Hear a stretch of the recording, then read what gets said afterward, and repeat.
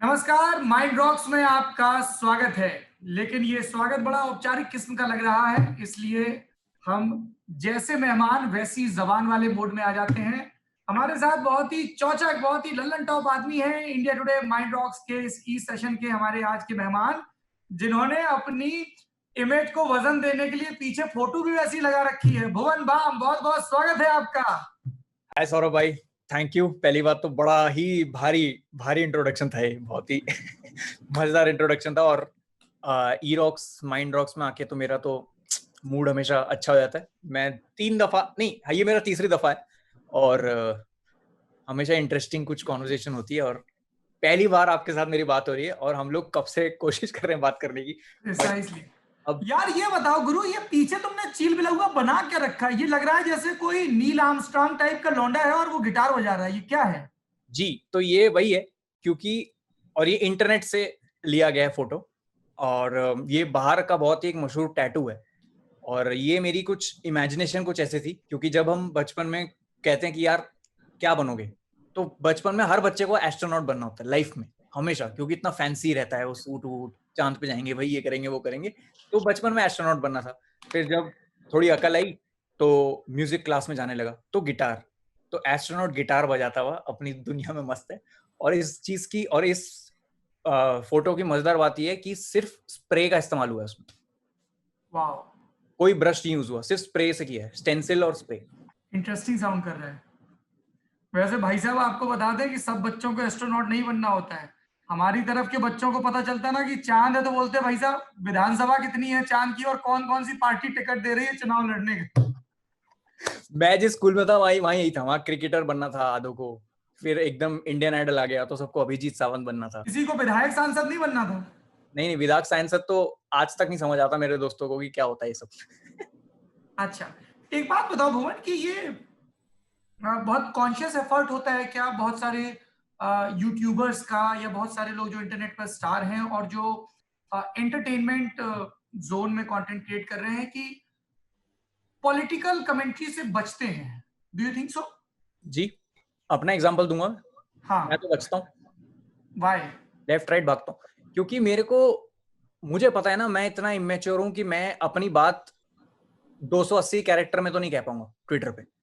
मैं अपनी बात अगर ऐसे बताने जाऊंगा तो मुझे पक्का पता है या तो ये वाला ऑफेंड हो जाएगा या ये वाला ऑफेंड हो जाएगा।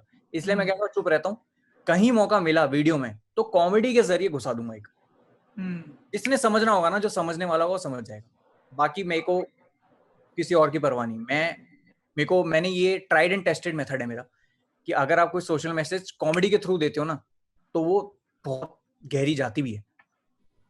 असर करती है जी, क्योंकि फिर प्रीची हो जाएगा ना। फिर मैं अगर कुछ बोलूंगा तो ऐसा लगेगा यार ये उस तरफ से बोल रहा है। जैसे वो ऋषिकेश के घाटों पे लिखा रहता है, कृपया ज्ञान न दें, यहाँ बहुत ज्ञानी है। बिल्कुल बिल्कुल, मेरा वो यही मानना है कि प्रीची नहीं होना। क्योंकि कभी कभी लिखते टाइम रियलाइज होता है ये ज्यादा प्रीची है, 1-2 पैराग्राफ हटा देता हूँ। ये तो हम सब राइटर्स की मशक्कत रहती है। क्या गुरु, अब जैसे बहुत सारे लोगों के लिए ये जो WFH है, वर्क फ्रॉम होम, है ना, हाँ जी, में 3 लेटर, हाँ जी। लोगों के लिए बड़ी बहुत सारे जिन लोगों को रोज ऑफिस जाने की, कलीग से बात करने की, मीटिंग करने की, फील्ड में जाने की आदत थी, तो उनके लिए ये बड़ी अबूझ पहेली हो गया है। के लिए ये दौर कैसा रहा, वर्क फ्रॉम होम वाला कंटिन्यूएशन जैसा? मेरा वर्क फ्रॉम होम सौरभ भैया नॉर्मल था।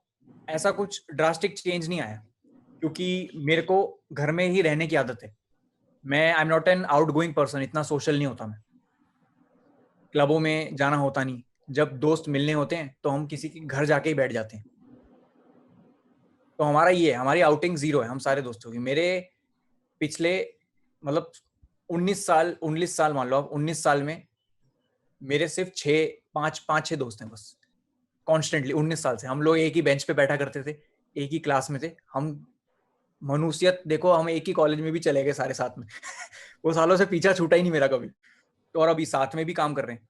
तो इट्स लाइक अ रिलेशनशिप। और इस वजह से हम में से कोई इतना आउटगोइंग क्लबिंग वबिंग वाला बंदा नहीं। हम लोग घर में बैठते हैं। तो लॉकडाउन ने मेरे को बिल्कुल किसी भी तरह से इफेक्ट नहीं किया। हाँ, राइटिंग पे बहुत असर पड़ा है, क्योंकि मुझे इसका वैल्यू पहले रियलाइज नहीं होता था, बाहर जाने का, सोशलाइज करने का लोगों से। पहले तो हो जाता था क्योंकि रूटीनल है कि जा रहे हैं, आज बात कर रहे हैं, आज मीटिंग कर रहे हैं। अरे उसका वो देखा, उसका वो ट्रेड देखा कितना सही है, वो ट्रेड उठा लेता था मैं, ये अपने कैरेक्टर में यूज करूंगा, कहीं लिख लिया। अच्छा वो देखा, वो देख वहां कुछ लिखा हुआ है, वो लिख लिया। तो ऐसे करके ये चीजें थी। अब क्या हो गया, अब 4 दीवारी में बैठे हैं, और अभी क्या है, अभी 4 दीवारी में बैठे हैं तो ये लाइट तो मैंने अभी जलाई है, ये जो लाइट है मेरे को अंधेरा अच्छा लगने लगा है। अंधेरे में बैठता हूँ, 7 साढ़े 7 तक अंधेरा रहता है, फिर मैं बाहर जाता हूँ अपने मम्मी पापा से बात करने। तब तक यहीं रहता हूँ, काम करता हूँ और ब्रेनस्टॉर्म करता रहता हूँ कि क्या करें क्या करें क्या करें क्या करें, या कुछ फिल्म देख लिया, कुछ कर लिया। तो ये लॉकडाउन हो रहा है, लेकिन लिखावट पे काफी असर पड़ा है, क्योंकि बाहर जा नहीं रहे, किसी से मिल नहीं रहे, ठंडी हवा नहीं खा रहे, तो शायद वो वैल्यू अब पता चल रही है।